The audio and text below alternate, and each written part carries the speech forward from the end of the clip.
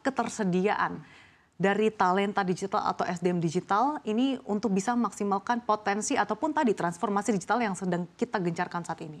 Ya, jadi memang kondisi talenta digital kita masih kekurangan. Artinya sebenarnya permintaan dari industri besar, tapi talenta digital kita belum mampu memenuhinya. Yang pada akhirnya ya kita bisa lihat bersama bahwa banyak sekali talenta digital itu diimpor dari India. Jadi kita lihat bahkan unicorn-unicorn Indonesia menggunakan engineer, data scientist dan seterusnya dari India. Bahkan sejumlah unicorn Indonesia punya kantor di India. Jadi memang kita punya ada PR begitu untuk meningkatkan keterampilan digital bagi SDM di Indonesia. Apa yang menjadi tantangan sehingga terjadi shortage di talenta digital tanah air? Ya, yang pertama pendidikan paling mendasar karena kita lihat misalnya tren PISA terus menurun. Artinya kemampuan matematika salah satunya juga masih perlu ditingkatkan. Itu yang paling dasar. Tapi yang lebih advance lagi adalah bagaimana supaya industri itu bisa lebih nyambung dengan universitas begitu. Jadi tentu sini sudah mulai dilakukan oleh Menteri Nadiem begitu untuk bisa menyambungkan antara kampus dengan universitas, tapi itu juga masih kurang. Artinya memang kita masih perlu akselerasi untuk meningkatkan talenta digital supaya bisa memenuhi kebutuhan industri digital itu sendiri. Oke, menarik. Ini mungkin bisa langsung dijawab oleh Profesor Ford gitu ya. Bapak utamanya guru besar ilmu komputer, bagaimana Anda melihat dari kacamata Anda bahwa Indonesia ini masih sangat kekurangan dari segi talenta digital, bahkan ironis ya kita masih banyak talenta-talenta digital yang quote-unquote impor dari India.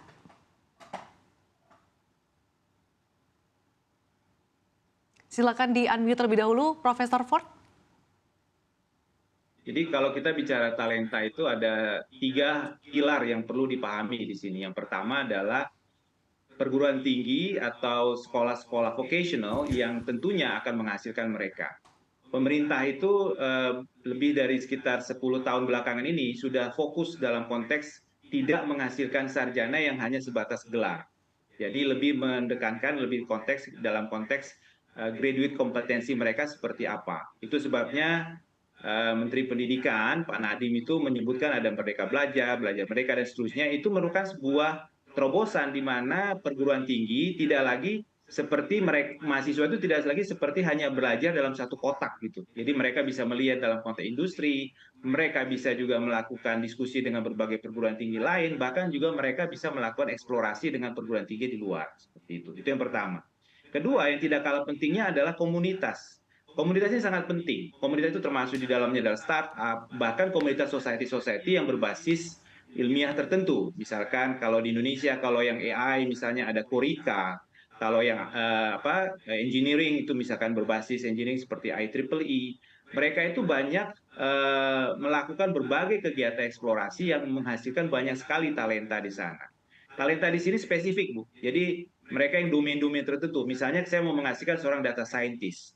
Saya mau menghasilkan seorang yang berbasis memahami dalam konteks misalnya search engine, seperti itu. Nah, biasanya komunitas-komunitas ini punya kompetensi teknis yang lebih mumpuni dibandingkan perguruan tinggi, seperti itu.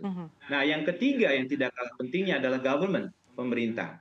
Saya kebetulan ikut di beberapa kegiatan di Kominfo yang banyak sekali menghasilkan ataupun membentuk para talenta-talenta tersebut. Kominfo belakangan ini ada menghasilkan namanya micro-credential. Micro-credential ini penting untuk menghasilkan mereka-mereka yang specifically dibutuhkan atau mereka yang nantinya itu bisa menjadi bagian daripada entrepreneur. Seperti itu.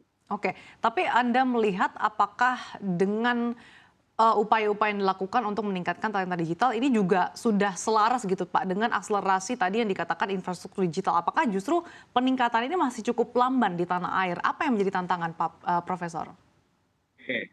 Nah, ini menjadi menarik. Tadi kan seperti saya di awal mengatakan ada 3 pilar. Yang pertama adalah bicara mengenai penyedia, dalam hal ini kita sebut talent. Nah, talent ini adalah mereka-mereka yang nantinya bisa mengolah atau menjadi bagian dari proses sedemikian sehingga konteks yang disebut dengan hilirisasi digital itu bisa berjalan. Yang kedua yang tidak kalah pentingnya, pilar kedua adalah backbone-nya, itu infrastruktur. Di Indonesia, pemerintahan Joko Widodo itu sudah melakukan berbagai investasi dalam konteks terutama backbone ya, mulai dari satelit, BTS dan seterusnya itu sudah dilakukan. Nah, yang menjadi concern kita adalah memastikan industri yang ada di dalam. Jadi kalau kita bicara misalkan contoh healthcare lah, ini sudah ada data ini bagaimana korelasinya dengan rumah sakit, bagaimana korelasinya dengan farmasis, bagaimana korelasinya dengan berbagai penyedia provider misalnya industri asuransi seperti itu. Nah, di sini kadang-kadang ada yang disebut dengan sekat-sekat. Sekat-sekat itu begini, ada data yang miliknya si A, ada data yang miliknya si B. Mereka sudah melakukan transformasi digital. Cuman utilisasinya itu masih terkesan seperti ini miliknya si ini loh, ini miliknya si ini loh.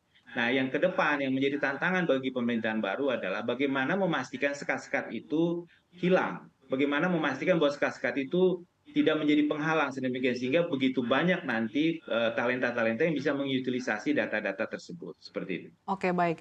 Selain tadi transformasi, tentunya juga inovasi digital diperlukan.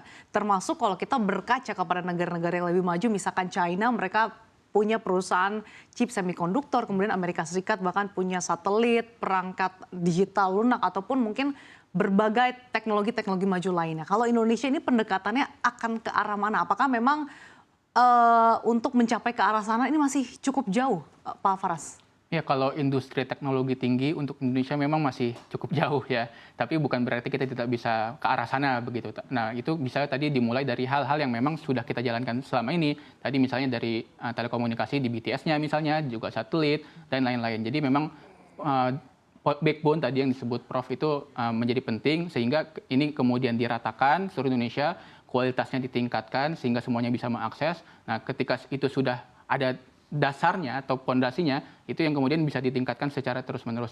Jadi kalau berbicara tadi mengenai chip, itu yang seperti di Taiwan, semikonduktor, begitu, itu memang masih jauh, tapi bukan berarti kita bisa menjadi salah satu bagian dari global value chain-nya, kira-kira begitu.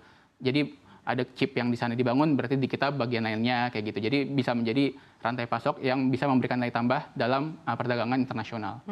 Oke, saya kan ke Profesor Ford. Tanggapan Anda terkait dengan teknologi-teknologi canggih yang mungkin sudah dimiliki oleh negara-negara maju seperti apa, dan bagaimana posisi kita, Prof, sebetulnya di kancah Asia Tenggara? Apakah memang kita ini sudah cukup maju atau justru masih tertinggal? Jadi saya bagi menjadi tiga, Bu ya. Yang pertama, kalau kita bicara dari sisi perangkat keras atau hardware, termasuk di dalamnya penyedia satelit atau berbagai perangkat-perangkat misalnya server dan seterusnya. Nah, kalau Indonesia itu dalam konteks R&D itu jujur itu merupakan sebuah challenge yang luar biasa. Kenapa? Kita tuh ketinggalan dalam konteks perangkat keras hampir mungkin kurang lebih 10 tahun dibandingkan negara-negara yang paling tetangga sebelah lah seperti itu. Artinya kita mungkin harus melihat kemampuan dari diri kita dan strength point kita itu ada di mana.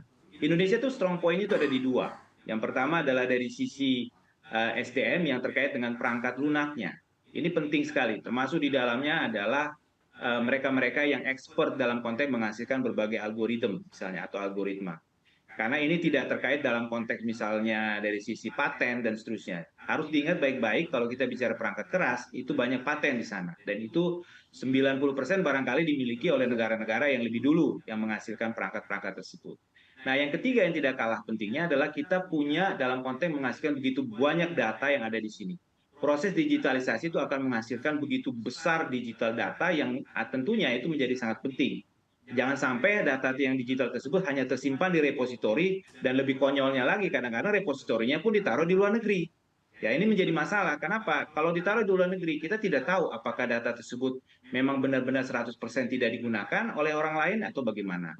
Jadi dalam pandangan saya kalau kita bicara high-tech teknologi misalnya satelit, chip, dan seterusnya, ada baiknya kita itu berkolaborasi dengan negara lain. Ada sebuah ungkapan ke depan, itu bukan competition yang diunggulkan, yang ditonjolkan, not anymore competition, tetapi cooperation. Cooperation itu artinya kita berkolaborasi sedemikian sehingga negara Indonesia itu bisa memberikan added value.